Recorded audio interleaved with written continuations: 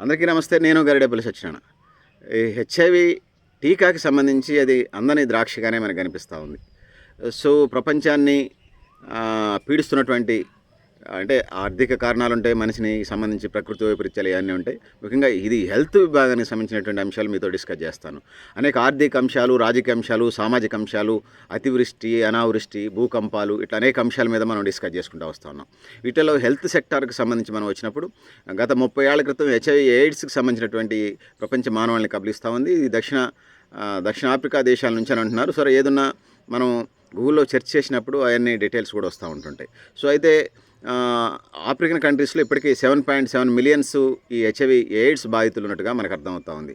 అంటే 7,70,00,000 మంది ఉన్నట్టుగా అఫీషియల్గా, మరి రికార్డు కాని వాళ్ళు ఎంతమంది చూసుకోవాలి. దాని తర్వాత ప్రపంచవ్యాప్తంగా చూసుకున్నప్పుడు ఈ లెక్క 39.9 మిలియన్లు, అంటే సుమారుగా 40 కోట్ల మంది మనకి ఇక్కడ కనిపిస్తూ ఉన్నారు. అంటే 39,90,00,000 మంది అనేది మనకి డేటా ఉంది.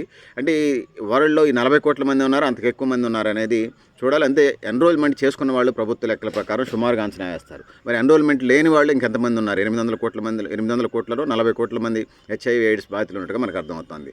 సో దాంతో పాటుగా 1998 మే 18న దీన్ని టీకా డేగా చేస్తూ ఉన్నారు. ఆశావాద దృక్పథంతో దానికోసం అనేక ప్రయత్నాలు అయితే చేస్తూ ఉన్నారు. సో టీకా ఇప్పటికైతే అందుబాటులో లేదు. తాత్కాలిక ఉపశమైనటువంటి చికిత్సలు అయితే ఉన్నాయి. సో వీటికి సంబంధించి వచ్చినప్పుడు ప్రపంచాన్ని వణికిస్తున్నటువంటి వ్యాధులలో ప్రధానంగా క్యాన్సర్ మనకి కనిపిస్తూ ఉంది. అదేవిధంగా డెమాన్షియా అనే వ్యాధి కనిపెడతా ఉంది. అదేవిధంగా హెచ్ఐవి కనిపెడతా ఉంది.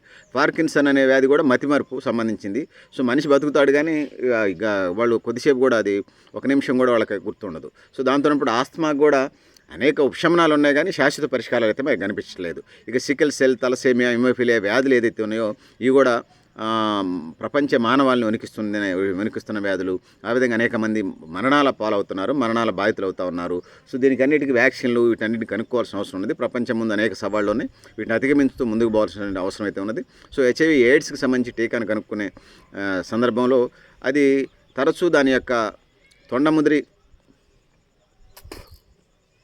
హెచ్ఐవి ఎయిడ్స్కి సంబంధించినటువంటి ఏదైతే ఉన్నదో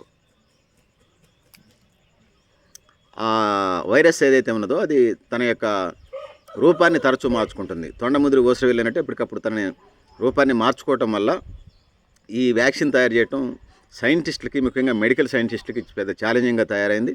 సో ఇట్లతో పాటు వీటన్నిటితో కరోనా, మనం ఇంకా అనేక రకాల డెంగ్యూ వైరస్లు, ఇట్లా అనేక రకాల వైరస్లు చూస్తున్నాం. సో భవిష్యత్తులో దీనికి కూడా వ్యాక్సిన్ కనుక్కుంటారని ప్రయత్నం చేస్తూ బిల్ గేట్స్ లాంటి ఫౌండేషన్లు దీనికి ఫండింగ్ చేస్తున్నటువంటి నేపథ్యంలో అనేక రకాల ఫౌండేషన్స్ దీనికి సపోర్ట్ చేస్తానే ప్రపంచవ్యాప్తంగా దీని మీద ఇవన్నీ జరుగుతూ ఉన్నాయి, పరిశోధనలు జరుగుతూ ఉన్నాయి. దీనికి వ్యాక్సిన్ వస్తుందని భావిద్దాం. ఇప్పటికైతే ఆ వ్యాధి బాధితులు ఎవరైతే ఉన్నారో, ఆ వ్యాధి వచ్చిన వాళ్ళు బాధితులు ఎవరైతే ఉన్నారో వాళ్ళకి సంబంధించి 10 నుంచి 20 సంవత్సరాలు ఇప్పటికి బతికే పరిస్థితి అయితే కనపడుతూ ఉంది. దానికి సంబంధించి కొంత గవర్నమెంట్ కూడా పెన్షన్ ఇస్తున్నటువంటి నేపథ్యాన్ని మనం చూస్తున్నాం. సో ఏదేమైనా ఒక వ్యాధి అనే కాదు, క్యాన్సర్ కూడా అంతకంటే పెద్ద ఇదిగా ఉన్నది. దానికి సంబంధించి కూడా ట్రీట్మెంట్ కనుక్కుంటున్న పరిస్థితులు ఉన్నాయి. క్యాన్సర్ది ఇంకొక టైపు. సో అవి 4 స్టేజ్లు ఉంటాయి. గత వీడియోలు చెప్పాను. మళ్ళీ దీని మీద మళ్ళీ డిస్కస్ చేసే ప్రయత్నం చేయాలి. పెద్దలారా, మిత్రులారా, మీరు కూడా మీ అభిప్రాయాలు కామెంట్ బాక్స్లో ఆయన తెలియజేస్తూ, నేను గరిడేపల్లి సత్యనారాయణ, న్యూ లక్ష్య ఆర్గనైజేషన్.